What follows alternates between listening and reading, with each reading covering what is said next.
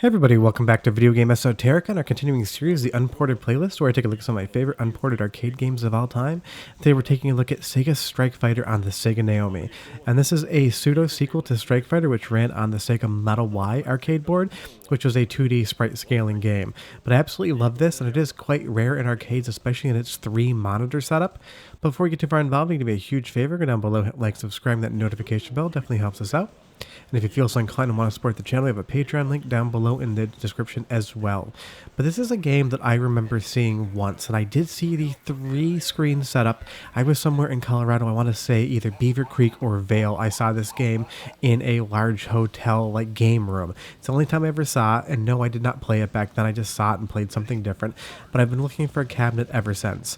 Obviously, we're playing the single-screen version here versus the 3-screen version, but if you enjoy, flight sim, arcade combat, I'm using the word sim, but it's definitely not a simulation, you're going to love Sega Strike Fighter because it has an entire mission-based structure giving you different goals to be able to perform in the stage. And of course, because it's based on the NAOMI, we get all that awesome-looking Sega Dreamcast style graphics. I just think that these have held up really well for what they are. I would say that this game can be relatively difficult, though. It's going to challenge you basically after the first mission in either of the 2 sets of missions you can take on. The first mission is almost like a gimme. It's not very difficult with the time they give you, but after that first mission, it can get quite hard. And you'll see there you are able to change from the cockpit view to a third-person view. I think the third person works a little bit better just to give you a better semblance of where you are in relationship to the ground or the terrain around you, because you definitely don't want to be striking anything. You'll see here I have 2 targets to go, and basically how to complete any mission is that it's going to give you a series of targets. Destroy 8 targets, destroy 8 enemy fighters, things like that, and you need to complete that within the time frame. You'll say I have 9 seconds left, I fire off that last homing missile, and I'm able to complete the mission.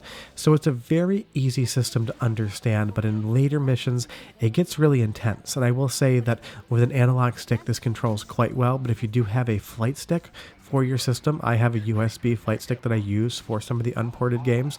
This game comes alive and is much, much better. And the great thing is that flight stick has a throttle control as well, so it really is playing like in the arcade cabinet. But of course, you don't need that. Using a controller, the analog stick and the analog triggers allow you to use that throttle the same way you would on the flight stick. And I just love these games from Sega. They used to do these 3-monitor setup games all the time. They did the same thing with Ferrari F355 Challenge, and I miss those giant arcade cabinets from them. Not the giant amusement ones where everything moved, but just the multiple monitor setup. Because that was the great thing about NAOMI, is it could run in a multi-board setup, and each board could power a single screen, or they could harness more than one GPU to be able to increase the graphical capabilities of what you're seeing. And I just think this game looks great, and it still holds up really well. And Sega really hasn't released anything as far as air combat's concerned in a really long time. It was kind of like this was the last sort of thing that they did with that genre. And I do appreciate that it does give you different types of missions as well, just things to kind of break up the combat. Here we just need to refuel mid-air, but you need to line up the nose of your plane near perfect with that refueling basket. I don't really know what they call it. I'm certainly not in the military whatsoever, and it can be challenging, but it is fun to have that little bit of a break in between what you're doing. But I also love all the sound effects and the music. It's got a little bit of a Top Gun vibe to it, so go ahead and listen for about 45 seconds or so, and I'll come back and talk more about why this is definitely a fun game to emulate on your system. But enjoy. Get this one first. This is Bluetooth 10-4. Target confirmed. Ready? Start!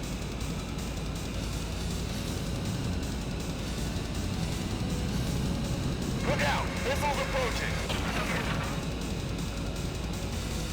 Look out! Missiles approaching!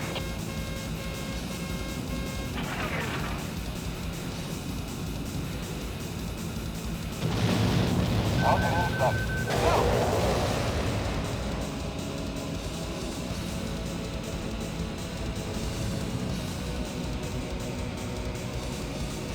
Look out! Missiles approaching!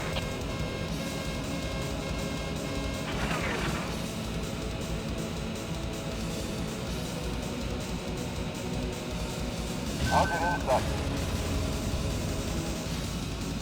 Bingo! Target to the right. I'm taking fire. Missiles approaching. Altitude is too low. Pull up.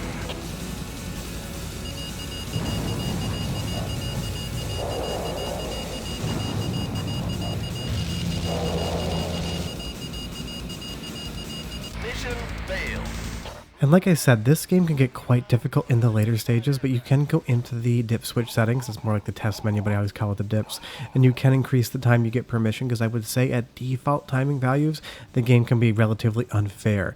But the nice thing is we get two completely different campaigns, and of course they use the same basic mechanic, fly a jet, blow things up, but it does have a completely different look and environment to it, so there is a lot here to be played, and that's always awesome. And I am emulating this on Demule. I do not have this on my NAOMI. I mean, I guess I could net boot into it. I just never actually have for some strange reason. It's never interested me that much, just because I have to get a flight stick wired up into the NAOMI, and that's a very custom project for one individual game. But this is just a ton of fun. I love these sort of games, and it's not like we get many of them anymore. Every once in a while Namco will release a new flight fighting game, but otherwise this was a really popular genre in the 90s and the early 2000s that just seemed to go away completely, which is a little bit of a bummer, because I would love to see something like this in VR. Because I mean, you have stuff like Microsoft Flight Sim, and that's a lot of fun if you're into those sort of things.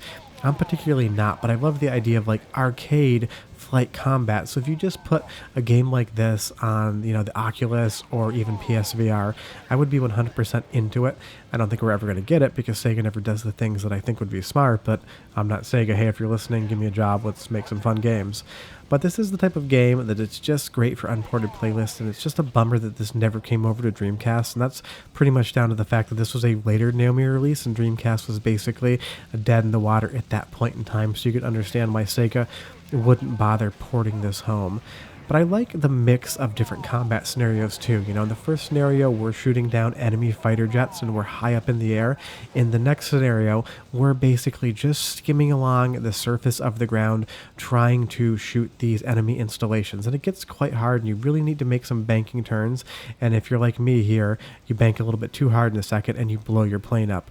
This game is hard, but it's so easy to just get right back into it and try one more time that really any failure is only going to cost you 30 seconds. But just don't do what I did here and fly directly into a tower. That's bad piloting, and like I said, I'm not a military member, so maybe never give me a job flying a jet. That might happen. But if you've never heard of the game before, if you've never played it, I definitely recommend you check it out. It emulates great, and it's one of those early 2000s arcade games that I feel like we just don't get much of anymore. And that's such a bummer to me because I love this type of genre game. But I will be back next Sunday with an episode of the Unported Playlist. Do me a huge favor, go down below, hit like, subscribe, and that notification bell. Definitely helps us out. And of course, I'm going to have videos throughout the week as well. And I almost made it underneath that.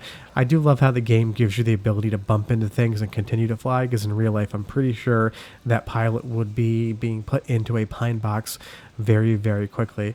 But yeah, Sega Strike Fighter, awesome game, definitely recommend it. It's got that Dreamcast vibe most people that watch the channel know and love. But I hope you enjoyed the video, and we'll see you guys next time. Got a bingo right there, but I'm still going to fail the mission. Bye-bye.